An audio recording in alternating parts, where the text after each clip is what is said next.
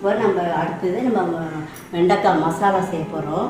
வெண்டைக்காய் மசாலா பிசுக்கு அந்த வெண்டைக்காயோட அந்த பிசு இல்லாமல் இருக்கிறதுக்கு ஒரு ஸ்பூன் தயிர், ஒரு ஸ்பூன் சாதா அரிசி மாவு கடைங்க வீட்டில் இருக்கிறது, இது கடல மாவு ஒரு ஸ்பூனு போட்டு நல்லா எண்ணெயில் வதக்கிட்டு வெங்காயம் வதக்கிறப்ப வெண்டைக்காயும் போட்டு வதக்கி அப்போ இதெல்லாம் சேர்க்கணும். இப்போ இது மிளகாத்தூள், இது மஞ்சத்தூள், இது உப்பு, 1/2 ஸ்பூன் மஞ்சத்தூள், 1 ஸ்பூன் மிளகாத்தூள், தேவையான அளவு உப்பு. கடாய் காஞ்சி அதில் கடலெண்ணெய், செக்கில் ஆட்டின கடலெண்ணெய் ஊற்றுறேன். காஞ்ச வைப்ப கடுகு, கருவேப்பிலை, ஒரு வெங்காயம், பெரிய வெங்காயம் நைஸாக நறுக்கி அதில் போடுறேன்.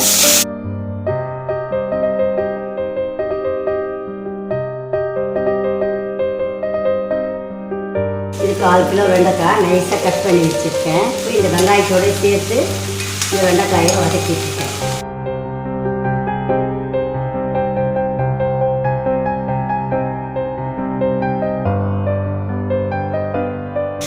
தேவையான அளவு உப்பு போட்டு வதக்கிங்க. இது வதங்கினோம்னா கொஞ்சமாகிடும், அதனால் உப்பு பார்த்து போயிடுங்க. உப்பு போட்டு பாதி வதங்கிட்டு இதில் தயிர் பாருங்கள் 1 ஸ்பூன் ஊற்றுறேன்.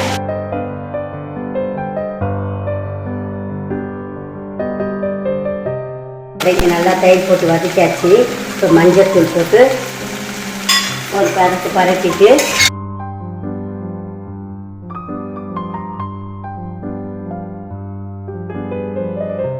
மிளகாத்தூள் போட்டு 1 ஸ்பூன் மிளகாத்தூள் எடுத்து வச்சுருந்தாலே அதையும் போட்டு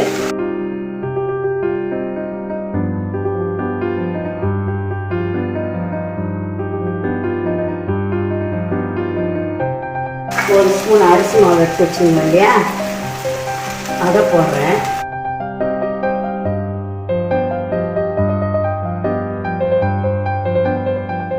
கடலை மாவு 1 ஸ்பூன் வச்சுருக்கேன்ல, அதை போட்டுடுறேன்.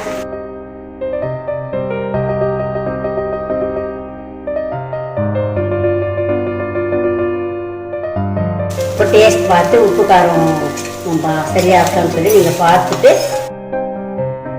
பாருங்க. இப்போ கருவேப்பிலை கொத்தமல்லி அழகாக தூவிட்டு வெண்டைக்காய் முடிஞ்சிச்சு. தனித்தனியாக அழகாக அதுக்கப்புறம் நல்லா வதங்கி நல்லா இருக்குது. நம்ம கடாயை ஆஃப்